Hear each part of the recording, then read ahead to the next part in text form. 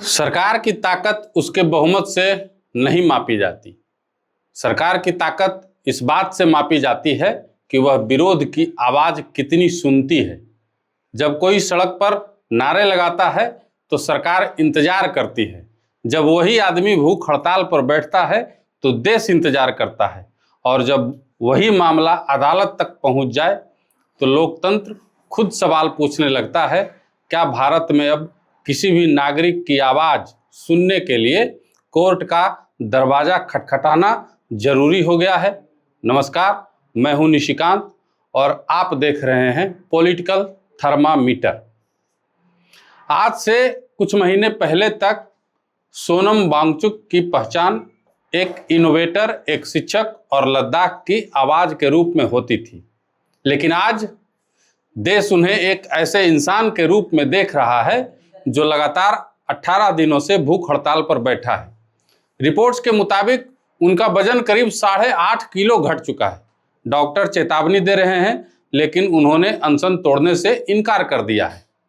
अब मामला Delhi high court पहुंच चुका है। एक जनहित याचिका में अदालत से कहा गया है कि अगर समय रहते मेडिकल मदद नहीं मिली तो उनकी जान को खतरा भी हो सकता है। यानी अब सवाल राजनीति का कम और इंसान की जिंदगी का ज्यादा हो गया है। सोचिए, अगर सरकार कुछ नहीं करती तो कहा जाएगा सरकार संवेदनहीन है। अगर सरकार जबरन अस्पताल ले जाती है तो कहा जाएगा लोकतांत्रिक अधिकार छीन लिए गए, अधिकारों का हनन हो रहा है। अगर सरकार बातचीत शुरू करती है तो दूसरे आंदोलनकारी भी यही रास्ता अपनाएंगे।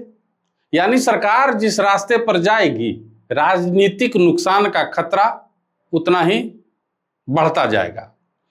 चारों तरफ राजनीतिक नुकसान है सरकार के लिए, लेकिन क्या लोकतंत्र में हर फैसला राजनीतिक लाभ हानि देखकर होना चाहिए, या कभी इंसान की जान राजनीति से ऊपर भी होनी चाहिए?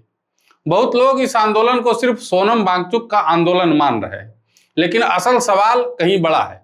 अगर देश का एक जाना पहचाना चेहरा इतनी बड़ी लड़ाई लड़ रहा है तो सोचिए उन लाखों युवाओं की आवाज कितनी कमजोर होगी जो रोज परीक्षा, भर्ती और भविष्य की चिंता में जी रहे हैं।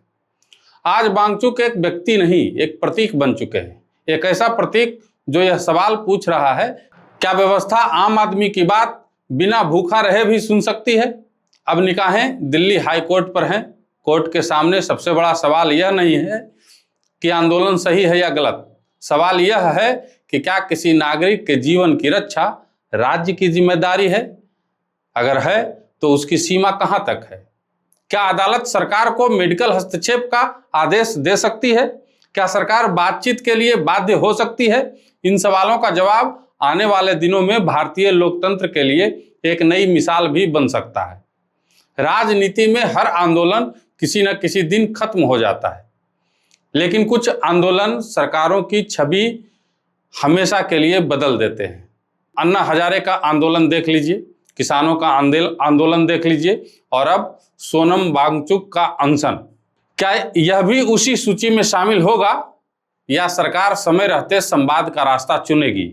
यह फैसला सिर्फ अदालत नहीं करेगी, सरकार भी करेगी और इतिहास भी करेगा। लोकतंत्र में सबसे बड़ी जीत किसी सरकार की नहीं होती, सबसे बड़ी जीत संवाद की होती है। अगर सरकार सही है तो उसे बातचीत से डरना नहीं चाहिए। अगर आंदोलन सही है तो उसे कानून के दायरे में समाधान तलाशना चाहिए। लेकिन एक बात तय है, भूख आदमी को कमजोर जरूर करती है, लेकिन कई बार सरकारों से ज्यादा मजबूत सवाल छोड़ जाती है। और आज सोनम वांगचुक एक ऐसा ही सवाल बन चुके हैं।